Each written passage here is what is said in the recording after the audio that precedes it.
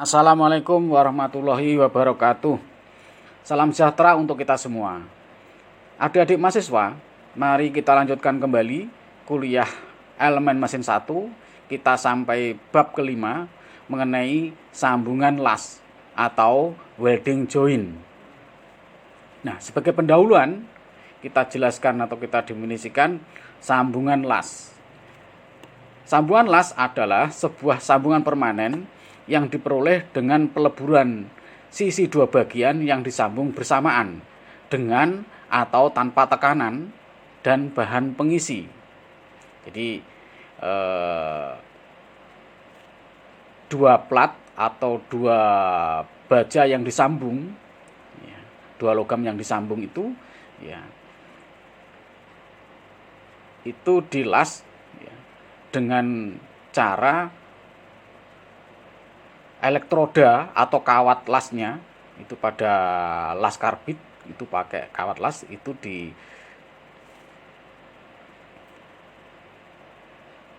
dilebur dengan api, dilebur dengan api sehingga dia akan meleleh dan kemudian akan menyatukan dua logam.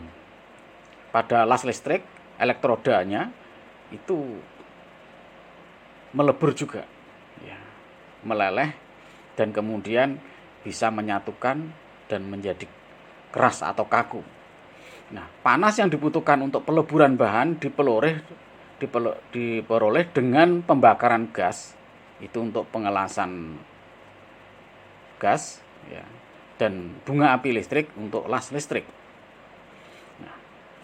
Pengelasan secara intensif digunakan sebagai pengganti sambungan baut dan keling. Nah, kalau sambungan baut ini itu adalah sambungan yang tidak permanen karena bisa dibongkar pasang.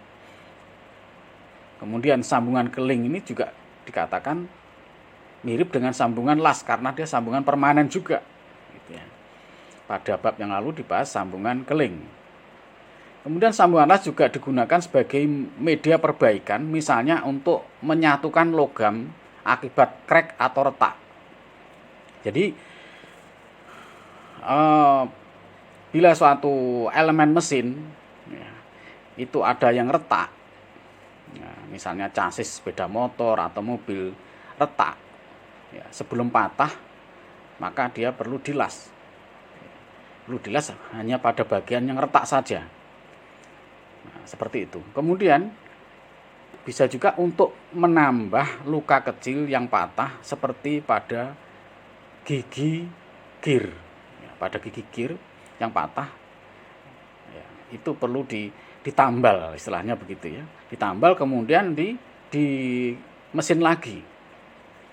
Dikerjakan pada proses pemesinan. Kalau proses membuat roda gigi itu pada mesin milling atau mesin fries, maka dia harus dibawa ke mesin fries. Nah, ini pernah terjadi ketika alat bor, misalnya bor sumur itu dia pada giginya itu patah dan harus segera dilanjutkan pekerjaan itu, maka untuk mencari gigi itu sulit sekali dan perlu waktu yang lama untuk melakukan pemesanan dan barang itu nyampe, maka ada luka pada gigi yang tidak patah total begitu, maka bisa ditempel dengan las. Dengan las. Apalagi di Newmont ini punya alat penghancur penghancur batu-batu itu yang besar kemudian giginya itu patah, maka itu nggak bisa kita beli baru, nggak bisa karena harganya saja sudah mahal banget gitu loh, mahal sekali, dan melakukan pesanan khusus. Maka dia dibawa ke yang pernah saya tahu itu di PT PAL Surabaya. Jadi ukuran roda giginya itu lebih besar daripada diameternya saja 1,5 meter. Diameternya saja 1,5 meter, tingginya lebih tinggi daripada orang. Nah, itu padahal yang rusak itu hanya beberapa gigi saja. Nah, itu ditambal itu. ditambal dengan pengelasan, kemudian setelah itu dikerjakan ya dengan permesinan. Nah, pencekamnya bagaimana itu? Yang diameternya 1,5 meter itu. Jadi kalau Anda nanti PKL di PT PAL nanti akan menemukan ada alat ya, yang besar untuk mengelas ya, gigi atau untuk menambal gigi satu roda gigi. Kemudian kita lanjutkan lagi ya, jenis sambungan las itu ada 2, lap join dan butt join. Nah, seperti pada sambungan keling ya. Kalau pada sambungan las ini ya, pelapisan plat dan kemudian ya, mengelas sisi dari plat-plat. Nah, bagian penampang filet ya, sambungan las tipis mendekati triangular atau bentuk segitiga. Jadi bentuk dari sambungan las ini segitiga karena tipis ya.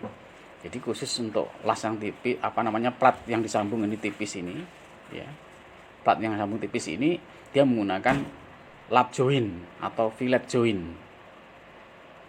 Nah,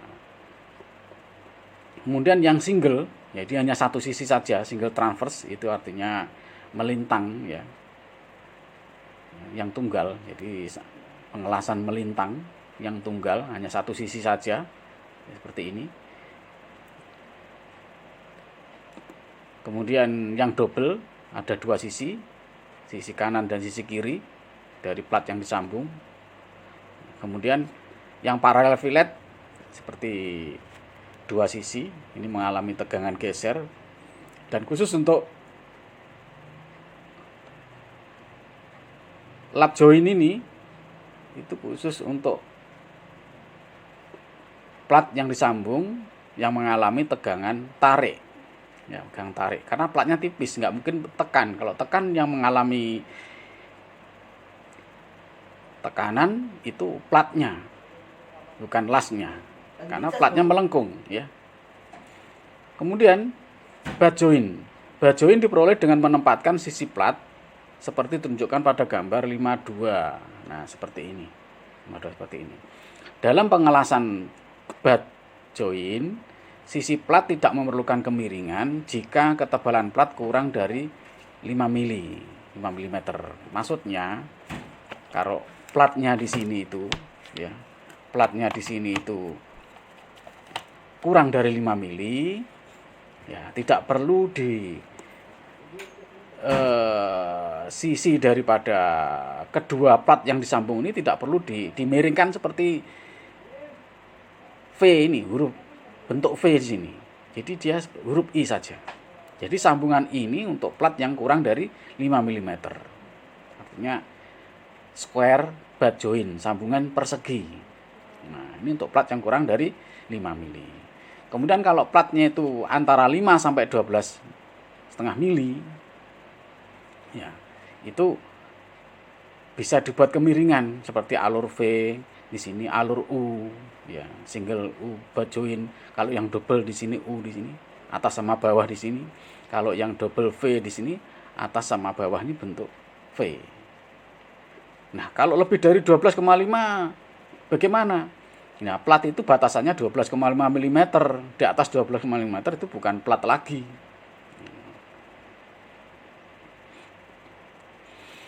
Kemudian ya, jenis sambungan yang lain itu ada corner join, jadi sambungan yang menyudut ya, pada sisi sudut.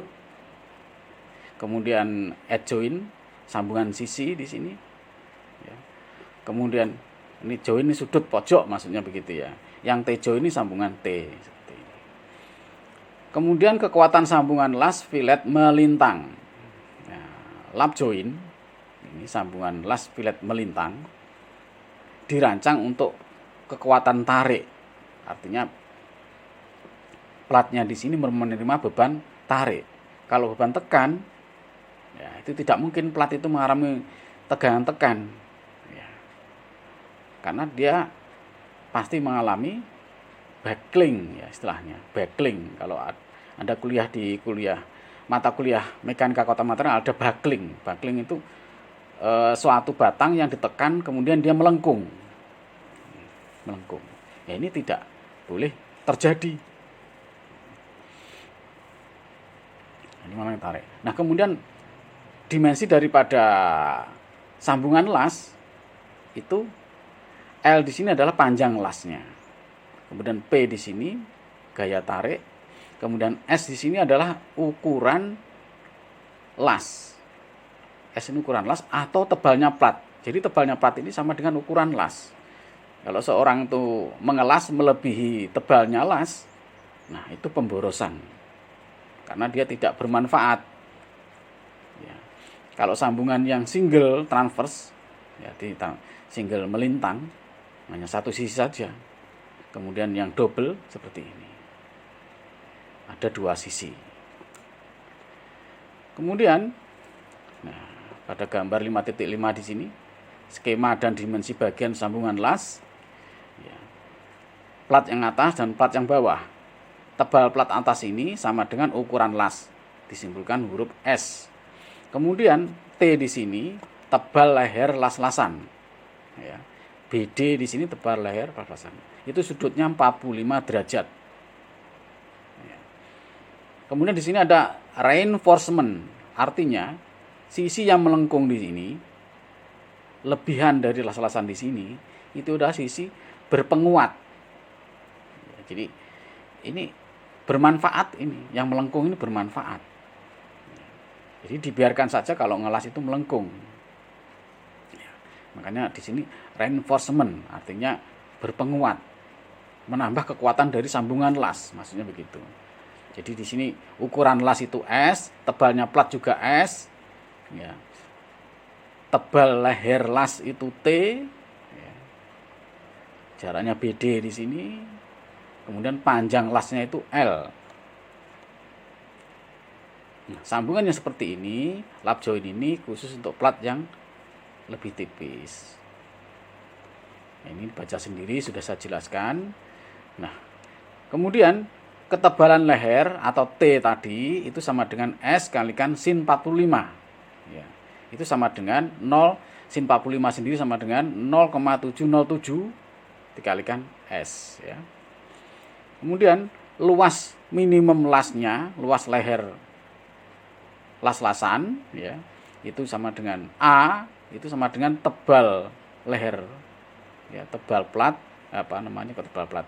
T di sini tebal leher las-lasan dikalikan dengan panjangnya. Jadi tebalnya ini dikalikan panjang. Jadi yang mengalami tarikan itu adalah sisi BD di sini, bukan sisi AB. Yang mengalami tarikan dari sambungan las kedua plat ini itu adalah sisi BD atau T. Nah, T ini kan seseorang sulit mengukur. Yang bisa diukur itu adalah S. Sedangkan S ini itu karena di sini untuk sudut 45, T di sini bisa dicari dengan S. S-nya itu sama dengan tebal platnya yang disambung itu. Sehingga T ketahuan itu 0,70 S. Jadi luasannya itu, tebalnya tadi itu bukan tebal plat tapi tebal las-lasan tadi itu dikalikan dengan L, panjang las-lasan. Jadi luasan itulah yang mengalami tarikan. Jika sigma T adalah tegangan tarik yang diizinkan untuk las logam, ini ya tegangan tarik yang diizinkan itu ya sekian persen dari, ya kurang lebih sekitar 0,3 sampai 0,4 atau 30 sampai 40% dari kekuatan tarik. Nah, karena ini yang diizinkan. Karena tidak diinginkan sambungan las itu patah. Kemudian kekuatan tarik sambungan, ya, perhatikan baik-baik. Kekuatan tarik sambungan ini bukan kekuatan tarik, ya. Yang satuannya itu kilogram per sentimeter persegi atau newton per sentimeter persegi, newton per meter persegi. Tapi di sini satuannya adalah newton. Karena di sini kekuatan tarik sambungan, bukan kekuatan tarik material, tapi kekuatan tarik sambungan las. Jadi itu yang perlu diperhatikan. Jadi mahasiswa jangan salah paham, ya. Nah, kalau kekuatan tarik sambungan untuk las filet tunggal, jadi yang dilas itu hanya satu sisi saja, itu sama dengan disimbolkan P, ya, itu sama dengan 0,707 kalikan S kalikan L kalikan sigma T. Nah, SL di sini satuannya kan meter persegi, sedangkan sigma T itu Newton per milimeter persegi, sehingga P di sini satuannya adalah Newton. Nah, kalau las-lasan filetnya itu double, ada dua sisi, yang tunggal tadi yang ini, yang double itu yang kanan ini, jadi ada dua sisi. Itu rumusnya, ya dikalikan 2 yang atas ini, kalikan 2 karena dua sisi, itu sama dengan 1,414 kalikan S kalikan L kalikan sigma T. Kemudian kita lanjutkan kekuatan sambungan las filet sejajar. Sambungan las filet sejajar dirancang untuk kekuatan geser. Nah, seperti pada gambar berikut ini. Jadi ini dirancang, ya lasnya ini tahan terhadap tegangan geser akibat gaya P yang diberikan pada plat, kedua plat yang disambung. Nah, ini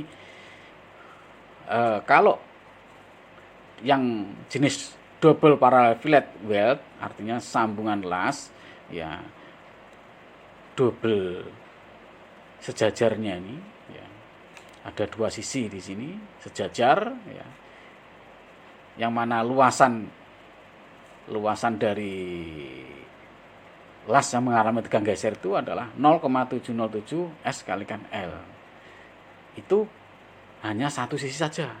Kalau dua sisi berarti dikalikan 2. Kemudian yang sebelah kanan ini kombinasi antara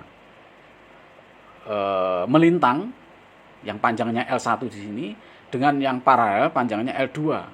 Yang paralel di sini panjangnya L2.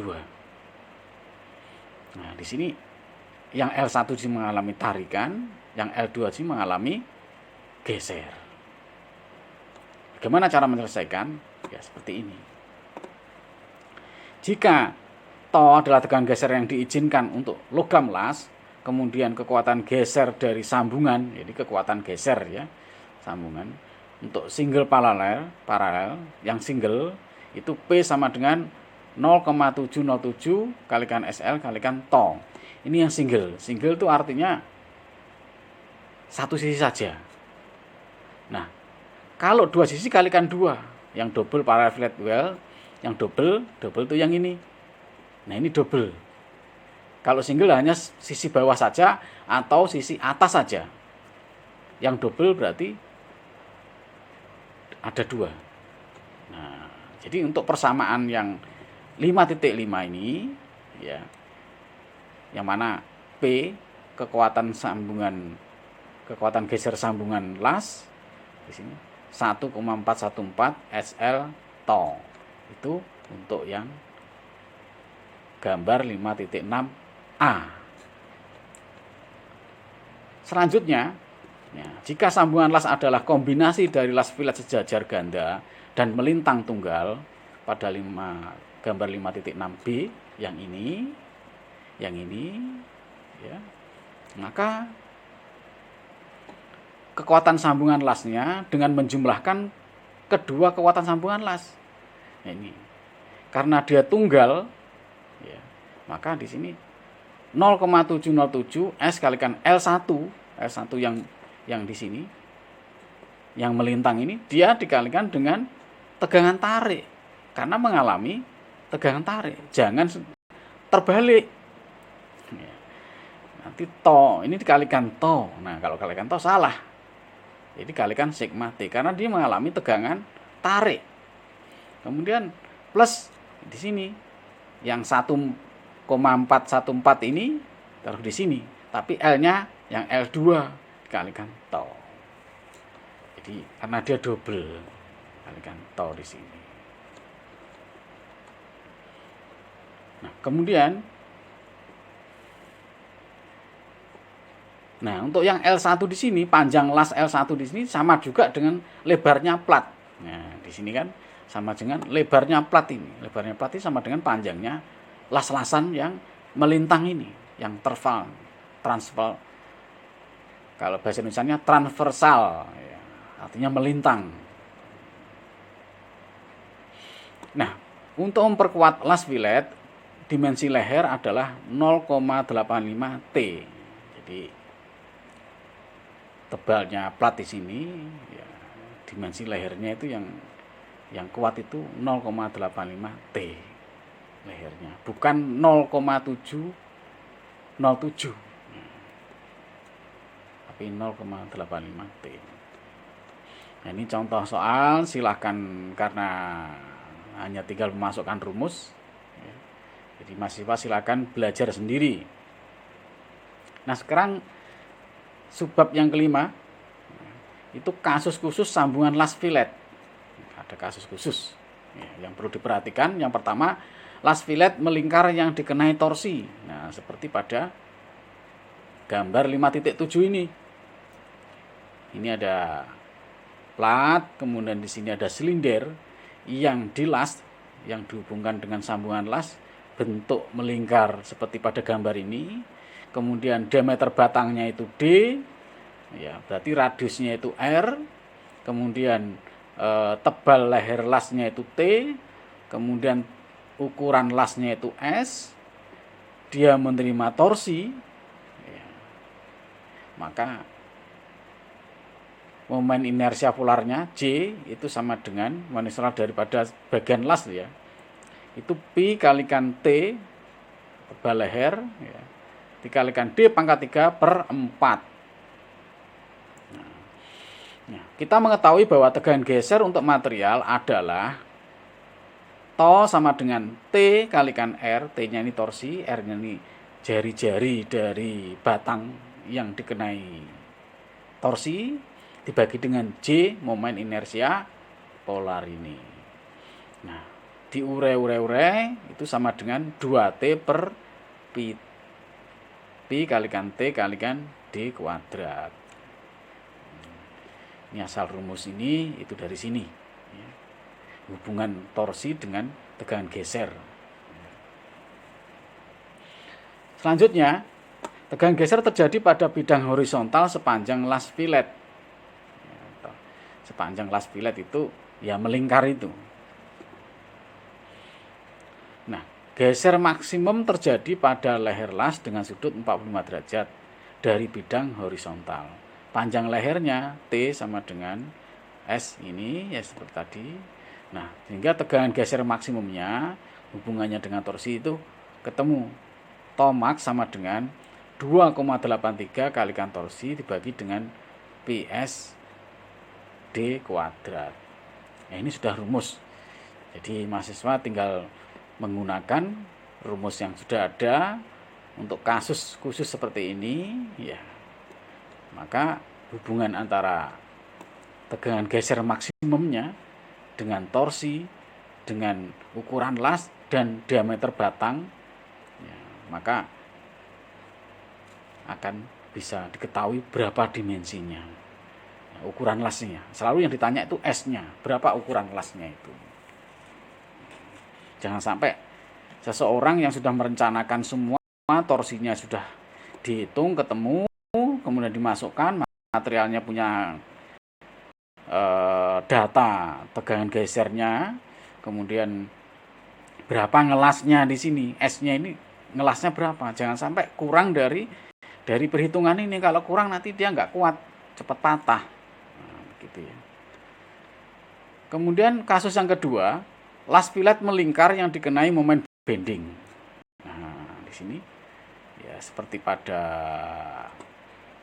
beban torsi, ini sebuah plat dihubungkan, disambung dengan las, dengan silinder, ya, dengan logam silinder dilas, ya. Tetapi pada bagian ujung di sini tidak menerima torsi, menerima bending. Bending itu cenderung batang ini akan melengkung, akan bengkok. Nah, begitu ya. D dengan dimensi yang sama, maka hubungan antara moment bending ini dengan tegangan bending itu ya pakai section modulus Z, section modulus dari bagian las. Itu rumusnya sama dengan Pi kalikan T kalikan D kuadrat per 4. Nah, hubungan momen bending terhadap tegangan bending itu sigma B sama dengan momen bending yang diberikan dibagi dengan Z section modulus. Nah, ketemu 4M per Pi T D kuadrat. Nah, sementara T sendiri sama dengan 0,707 kalikan S. Sehingga tegangan bending maksimum itu sama dengan 5,66 M dibagi dengan PSD kuadrat. Ini kasus khusus untuk suatu batang yang dikenai bending, yang disambung ya, melingkar pada silinder, pada batang tersebut. Kemudian yang kasus yang ketiga, las pilet memanjang yang dikenai beban torsi. Nah, seperti pada gambar 5.9. Jadi di sini ada plat yang disambung T dengan posisi salah satu vertikal, kemudian yang lain horizontal. Ya, panjang las-lasannya itu L. Nah, torsinya pada bagian tengah di sini, tebal lehernya T, ukuran lasnya itu S, tebal plat yang di las itu S juga. Ya, maka di sini ya, karena dia torsi, ya berarti momen inersia polar. Cuman karena bentuknya las-lasan ini tidak melingkar, ya otomatis momen inersia polarnya juga berbeda nilainya. Itu momen inersia polarnya J itu sama dengan 2 dikalikan T kalikan L pangkat 3 per 12. 2 ini ya dari dua sisi ini maksudnya. Sehingga sama dengan T kalikan L pangkat 3 per 6. Jadi kalau kasus khusus seperti ini, inersia polar, momen inersia polarnya itu T L pangkat 3 per 6. Nah, kemudian tegangan gesernya menjadi to sama dengan T dikalikan sebenarnya R di sini, T kalikan R ya, per J sebenarnya. Nah, tapi R-nya di sini karena dia bukan jari-jari, R-nya itu ya L bagi 2, bukan D bagi 2 tapi L. Karena dia berada di tengah-tengah di sini. Jadi tengah-tengah di sini ya dianggap panjang ya, panjang las-lasan L ini itu diameter karena dia memutar. Nah, tau ini sama dengan 3T per T besar per T kecil kalikan L kuadrat. Nah, tegangan geser maksimum yang terjadi pada leher adalah Tomax sama dengan ini 4,242 dikalikan T per SL kuadrat. Seperti pada persamaan 5, 8. Nah, ini contoh 2. Mahasiswa silahkan belajar sendiri karena tinggal memasukkan rumus yang ada. Nah, pertemuan berikutnya kita lanjutkan kekuatan butt joint. Nah, sampai di sini pertemuan kita. Semoga bermanfaat. Selamat belajar. Wassalamualaikum warahmatullahi